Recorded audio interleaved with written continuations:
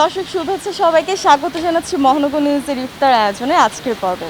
আমি মুনসুন এসে এই মুহূর্তে আছি নগরীর যে খুলশি মার্ট আছে সেখানকার যে ইফতার আইটেমগুলো আছে সেগুলো আজকে আমি আপনাদের কাছে তুলে ধরবো। দর্শক আজকে শুরু করি যে এখানকার যে ডেজার্ট আইটেমগুলো আছে সেগুলো দিয়ে।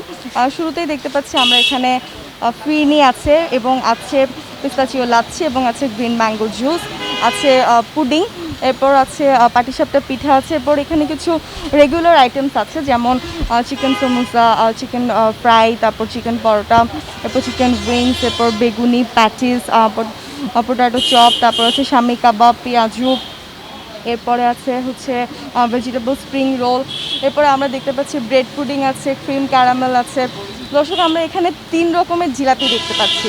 জিলাপির মধ্যেও তারা 3 রকমের ভ্যারিয়েশন রেখেছে। একটা কালো জিরা শাহি জিলাপি, এরপর দেখতে পাচ্ছি শাহি জিলাপি, এরপর আছে রেশমি জিলাপি। যারা জিলাপির মধ্যেও আছে অনেকে অনেক রকম ভ্যারিয়েশন চান তারা নিশ্চয়ই এখান থেকে পিক করতে পারে। এরপরের যে সেকশনটা, এই সেকশনটা হচ্ছে পরোটা সেকশন এবং এখানে আছে চিকেন পরোটা রোল, বিফ পরোটা রোল, শাকা পরোটা এবং নানান টাইপের খাবার। দর্শক এরপরের যে সেকশনটা এটা হচ্ছে পুরোটাই কাবাবের সেকশন এবং এই কাবাবগুলো তাদের অন্যতম সিগনেচার আইটেমের মধ্যে আছে। এবং এখানকার যিনি ম্যানেজার তার সাথে কথা বলে আমরা যেটা জানলাম যে তারা কাবাব তো যেহেতু একটু অয়েলি ফুড হয়ে থাকে বাট তারপরেও তারা সেটা চেষ্টা করছেন অয়েল ফ্রিভাবে করার। এরপর তাদের যে ইন্ডিয়ান সেকশনটা আছে সেটারও ক্রেতাদের কাছে বেশ ভালো চাহিদা। এখানে আমরা দেখতে পাচ্ছি চিকেন চাপলি কাবাব আছে, প্রন অন টোস্ট আছে, ফিশ ফিঙ্গার আছে, স্প্রিং রোল আছে, প্রন সমুসা আছে।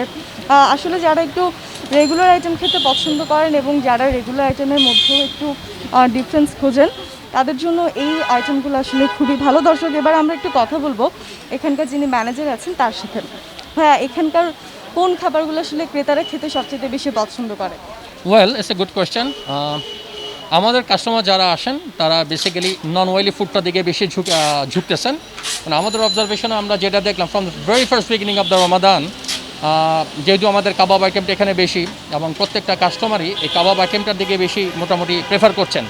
এটার দুটো দিক আছে। একটা হচ্ছে যে আপনার যে কাবাবের যে আমরা কাবাবটা চারকোলে কুক করি, যার ফলে এটার যে ফ্যাটটা থেকে বার্ন হয়ে যায় এবং কাস্টমার যারা health conscious they are very much eager to have this kind of food or meal.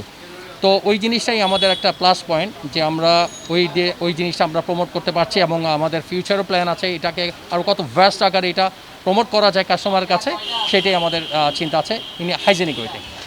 Thank you ভাইয়া। ওকে, যেমনটা শুনছিলাম যে আপনি যদি চান তাহলে কাবাব কিংবা যে সমস্ত একটু অয়েলি ফুডগুলো আছে সেগুলো আপনি খেতে পারবেন, তবে নন অয়েল ভার্সনে।